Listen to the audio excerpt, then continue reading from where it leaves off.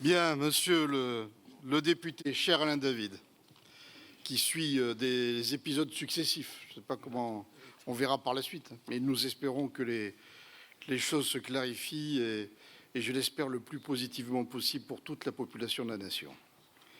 Monsieur le vice-consul de la République de Turquie, cher Burak Çoban, mesdames et messieurs les adjoints et conseillers municipaux, mes chers collègues, mesdames et messieurs les représentants des conseils consultatifs, chers sages, chers enfants du conseil municipal des enfants qui sont, vous le voyez, à nos côtés. Ils prennent leur rôle très au sérieux, je pense qu'on peut les applaudir.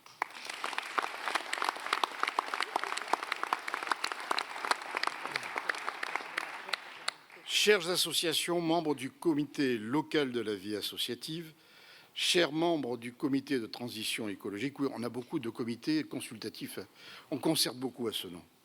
Mesdames et messieurs les représentants des forces vives de notre ville, les bailleurs sociaux, les représentants des forces de l'ordre et de l'armée, les représentants de l'éducation nationale et des partenaires éducatifs, les représentants de la santé et du social, de l'emploi et de l'insertion, mesdames et messieurs les présidents et des bénévoles des presque 500 associations senonaises, chères senonaises, chers senonais, chers amis, notamment ceux du Thé de l'Amitié, que j'ai quitté tout à l'heure après un très beau spectacle et une ambiance très conviviale. Quel plaisir de vous retrouver dans cette salle 1200 du Rocher de Pelmer pour partager ce moment de convivialité et d'amitié. Ce nom, notre ville de 27 000 habitants, rayonne par sa diversité, sa solidarité et son dynamisme. Ce soir, en ce lieu culturel et symbole de notre ouverture au monde, je veux vous adresser des vœux d'humanité, de sérénité et d'optimisme pour 2025. Certes, les conflits dans le monde, sur le continent européen, en Ukraine, ou plus loin au Moyen-Orient et notamment sur le territoire palestinien, ainsi que la situation sociale et politique de notre pays, sont de nature à inquiéter certains d'entre nous, et je peux le comprendre. C'est donc une responsabilité importante qui nous est conférée, à nous, équipe municipale de Senon, dans cette période troublée par les conflits et l'intolérance. Ce défi, nous l'assumons et nous mettons tout notre engagement et toutes nos forces pour que notre ville reste un exemple d'harmonie. Ici, plus de 80 nationalités cohabitent dans la paix et le respect, prouvant que nos différences sont une richesse. Ensemble, nous faisons de notre ville un modèle de paix sociale, de bienveillance et de dialogue. Avec vous, nous voulons bâtir à ce nom un avenir ancré dans les valeurs de solidarité et d'humanité. C'est grâce à vous, habitants, bénévoles, associations, partenaires, enseignants, entreprises, que nous faisons de ce nom une ville solidaire et vivante. Dans une période marquée par la vie chère et les difficultés qui frappent plus durement les plus fragiles d'entre nous, je tiens à souligner l'importance de la solidarité. Ce nom peut compter sur les près de 500 associations, je le disais tout à l'heure, et plus de 11 000 bénévoles, véritables piliers de notre quotidien. Grâce à vous, nous faisons face aux épreuves ensemble. Je remercie également les artisans de l'action sociale, les bénévoles du Resto du Cœur, et nous en parlerons en fin de discours, plus de 650 familles suivies, une situation inédite et qui pose question. Et du Secours populaire que je soutiens et que je remercie pour leur action en faveur de la population de Mayotte qui a vécu des moments très difficiles et qui a failli en vivre un autre puisqu'il y avait une autre tempête annoncée compliquée. Ces deux associations œuvrent sans relâche pour les plus fragiles. Qu'elles en soient remerciées. Nous avons parcouru ensemble 5 années de ce mandat, un des plus riches en projets pour l'histoire de notre ville, constellé de défis que nous avons su relever. Ce fut d'abord la pandémie de Covid, où nous avons œuvré en faveur des plus fragiles, nos anciens, les personnes en situation de handicap. les enfants. C'est la seule ville qui a d'ailleurs apporté des masques adaptés aux enfants. Parce qu'on bricolait un petit peu à l'époque et nous, on a voulu que les choses soient adaptées. Puis le centre de dépistage qui se convertira en centre de vaccination, salle Victor Hugo. Je crois qu'on est à 12 ou 15 000 personnes qui ont été, ou peut-être plus d'ailleurs, vaccinées. Notre engagement à contenir l'inflation depuis 2022, au travers notamment d'économies d'énergie. Au passage, je signale que petit à petit, nous allons rééclairer l'ensemble de la ville. Nous allons convertir l'ensemble des lampes que vous voyez, les lampes un peu jaunâtres, en lampes LED. Et déjà, nous allons débuter cette année. Et alors, ça sera une modulation, c'est-à-dire que jusqu'à 22 heures, c'est ça, Jean-Marc ? Oui. 22 heures, l'intensité sera au maximum, puis 50%, puis la nuit 10%. Alors, 10% de LED. Donc, nous, on a vu ce que ça donnait, 10%, on y voit très bien, quoi. Donc, je sais que ça vous rassurera. Et même si il fallait faire ces économies, bien, nous avons fait en sorte de rassurer la population et donc petit à petit l'ensemble de la ville sera couvert de cette manière. J'espère que ça vous convient. Je pense que oui. Ce sont autant de messages que nous avons pris en compte avec vous pour assurer un changement attendu. Depuis 2020, nous avons considérablement amélioré notre cadre de vie en pensant à le préserver, en rendant la nature partout où nous pouvions le faire, en végétalisant les cours d'école. Les écoles, c'était béton, goudron. Et on s'est battu pour avoir de belles écoles. Et déjà, Alain David avait obtenu un certain nombre de changements très significatifs, je tiens à le dire. Mais il fallait qu'on change tout ça avec les températures et le changement climatique. Donc, dorénavant, il y a des arbres, il y a des espaces verts et les enfants peuvent se mettre à l'ombre. Par le réaménagement de la place de la demi-lune, qui est bondée de monde l'été et au beau jour, et c'est très bien.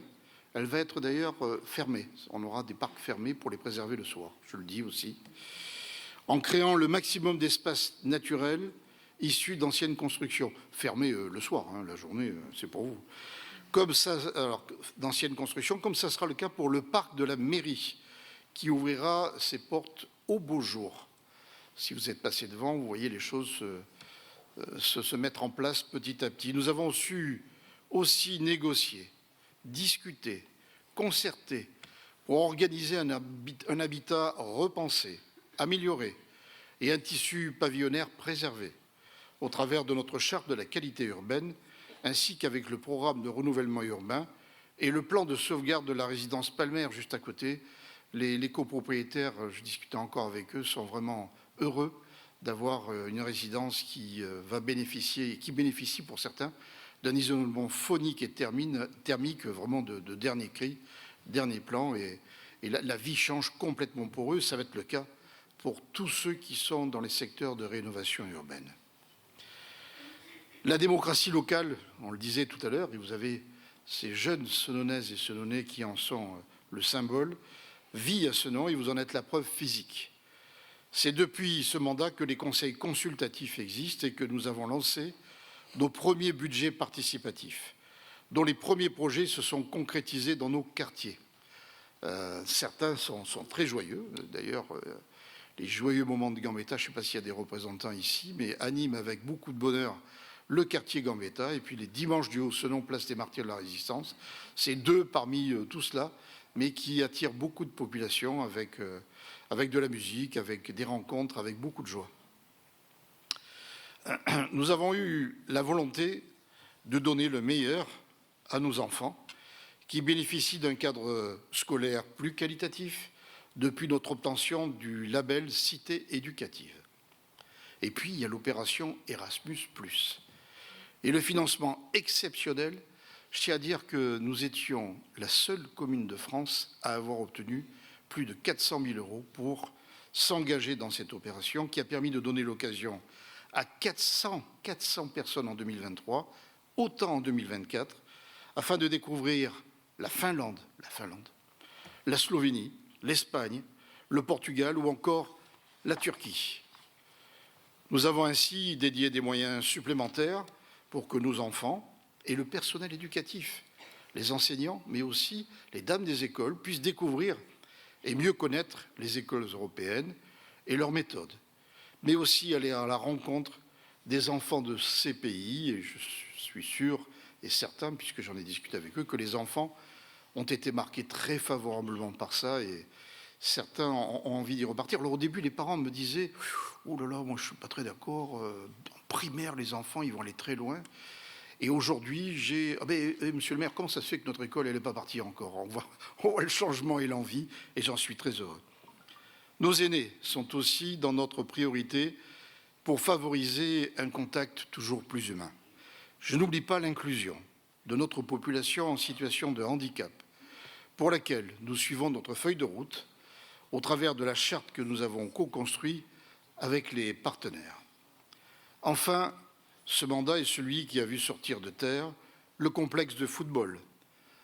Il y a des amateurs et surtout des dirigeants de football ici, et ce n'est pas moi qui le dis, c'est la Ligue et la Fédération qui dit que c'est un des 5 plus beaux de la Nouvelle-Aquitaine. Et le centre aqualudique Élodie-Laurandi, au Parc du Loré, seule piscine de France totalement adaptée au handicap. Et je discute avec Élodie-Laurandi, qui faisait partie des 5 athlètes qui ont handicapé, qui ont allumé la vasque. Ce n'était pas une flamme, c'était une vasque.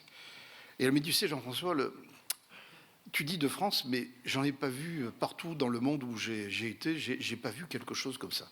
Voilà, alors il ne s'agit pas que notre ego soit démesuré, mais ça prouve la qualité de ce que nous avons fait. Ce sont les symboles de notre volonté à innover sur le plan sportif en faisant bien, tout en limitant l'impact budgétaire et écologique. Ces réalisations reflètent notre réponse à vos attentes afin que ce nom soit une ville où il fait bon vivre. Dans tous nos projets, nous pensons à vous et à vos enfants. Nous avons fait nôtre ce principe de vous associer toujours plus pour co-construire le visage de la ville de demain. Des projets, nous en avons encore pour cette fin de mandature, et j'oserais le dire assez clairement, nous en avons aussi pour les années à venir, si vous nous accordez à nouveau votre confiance. Ce foisonnement de projets innovants résonne sur la rive droite et au-delà, suscitant envie et intérêt de la part de la population qui habite ou a rejoint la métropole bordelaise. Il y a 30 ans, notre ville portait souvent injustement une image négative. Beaucoup a été fait et désormais les nouveaux habitants nous disent avoir choisi de venir s'installer à Senon pour tout ce que la ville apporte et je les en remercie chaleureusement. Ce choix nous honore et nous oblige à toujours faire mieux. C'est dans cet état d'esprit qu'au printemps 2025, nous inaugurerons le parc de la mairie, qui se veut convivial et moderne. Les terrains en friche font peau neuve et se métamorphosent de jour en jour pour que, avant l'été, le parc et ses 5000 m² d'espace vert, de cheminement et d'équipement deviennent le vôtre. Un lieu de détente et de partage. Une grande prairie polyvalente, des aires de jeu pour tous les âges, une guinguette estivale dans l'ancien bâtiment hexagonal que vous avez sur le côté, un espace potager pour récolter ou jardiner des végétaux comestibles et des fruits, des espaces avec du mobilier sur mesure et une maison éco-citoyenne seront à votre disposition. Il y a aussi une fontaine, puisqu'on détourne la source qu'il y a là pour l'amener dans le parc. Bon, je le dis parce que j'ai un peu embêté tout le monde avec ma fontaine, mais elle sera très belle, vous verrez. Ce choix, je reprends. L'aménagement, est aussi pensé pour préserver la biodiversité en conservant et intégrant les arbres et grâce à la création d'une passerelle sécurisant le chemin des mulets. Vous avez le parc et puis vous avez un chemin qui passe par derrière et donc la montée vers le parc de Pelmer, eh bien, vous aurez une passerelle entièrement sécurisée avec un cheminement en zigzag, doux, qui vous permettra d'abord, qui nous permet, nous, de sécuriser le chemin des mulets, mais c'est aussi une nouvelle liaison piétonne douce entre le haut et le bas Senon, puisque là, vous êtes au bas du Talweg qu'on voit quand vous êtes au Château Pelmer. Donc, on est vraiment en lien avec l'ensemble de la commune. Dans la foulée, l'estacade, cet espace qui est sous la voie ferrée. L'estacade, vous savez, c'est cette deuxième voie de chemin de fer qui était destinée donc à faire sauter le bouchon bordelais, pas le bouchon qu'on connaît habituellement dans la viticulture, mais le bouchon qui bloquait les trains et qui rendait l'accès à la gare de Bordeaux très difficile. Et sous cet espace, nous avons donc un espace de 350 mètres de long, où vont se décliner plusieurs disciplines sportives, urbaines, intergénérationnelles. Nous voulons en faire un espace ouvert à tous, avec des ambiances différentes, où l'on pourra pratiquer sport et jeux, mais où l'on se promènera aussi. Ce sera évidemment ouvert aux écoles et aux différentes associations qui en feront la demande. L'entrée principale se fera sur la rue Joffre et proposera un premier enchaînement d'espaces et d'univers. Mini-piste d'athlétisme pour petits, terrain de tennis ou volley, en fonction de la hauteur du filet, jeux pour enfants, un spot de basket avec cette épreuve de basket qu'il y avait aux Jeux Olympiques, où ils étaient 3 contre 3, très dynamique, ça bougeait. Ben vous aurez la même chose à cet endroit-là, une autre avec des paniers de différentes hauteurs pour les familles et les enfants, une marelle high-tech et une zone de skate parmi les plus originales de la métropole. L'artiste bordelais Guillaume Mitte prend le soin d'enjoliver ces centaines de mètres carrés de béton brut en fresques et logo du sol au plafond, des couleurs, de la chaleur. L'environnement sera accueillant, joyeux et incitant.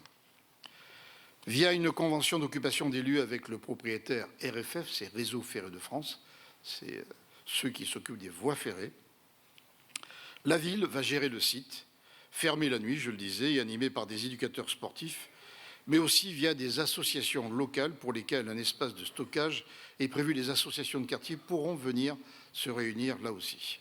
RFF va aménager la desserte entre les voies. Alors vous avez cet espace sous la voie, puis une grande butte, et ensuite la deuxième voie. Et contre l'estacade, vous avez un cheminement qui permet à RFF d'entretenir.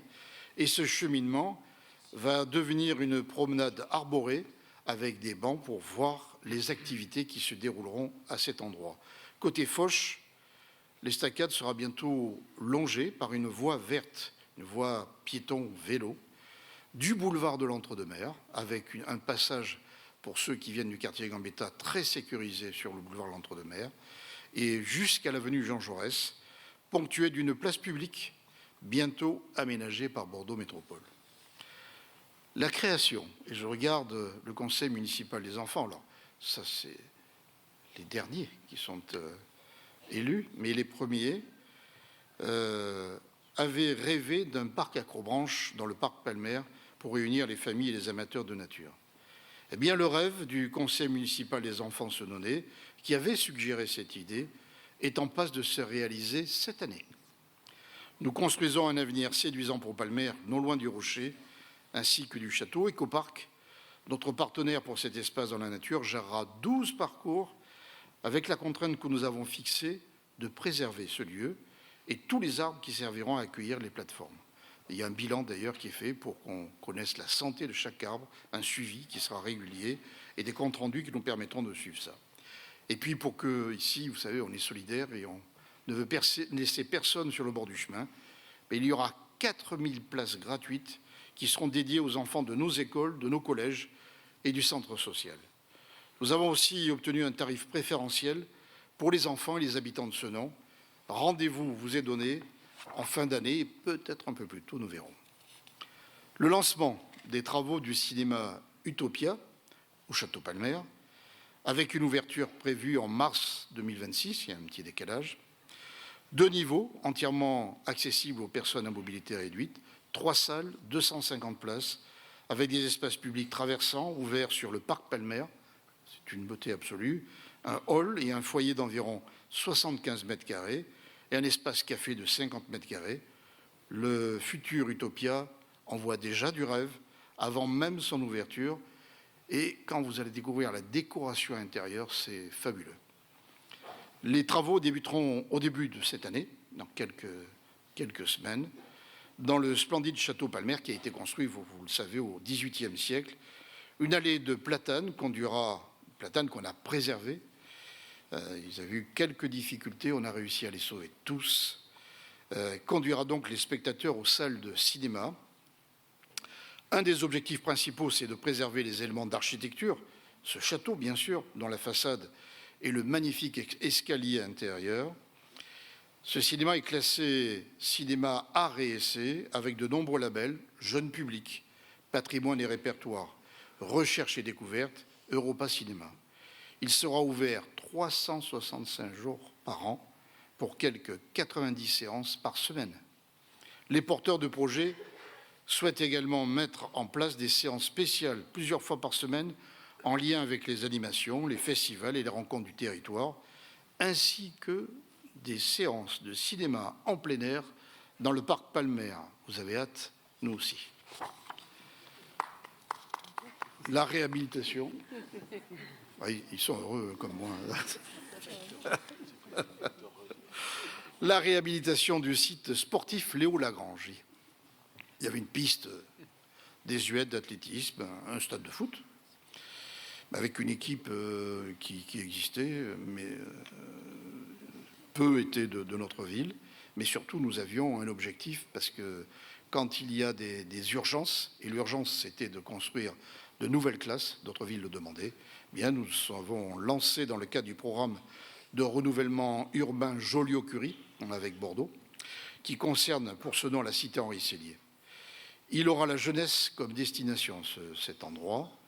Nous avons lancé la maîtrise d'œuvre pour la création de la cité de l'enfance. Cette cité se compose d'un ensemble comprenant d'abord une crèche de 40 berceaux, et les jeunes parents qui viennent souvent me voir s'en seront ravis, un groupe scolaire novateur, maternelle et primaire, végétalisé. Enfin, on vous montrera les images au fur et à mesure, c'est quelque chose d'inouï. Il y a eu, habituellement, quand on lance des projets comme ça, il y a 30 à 40 dépôts de dossiers.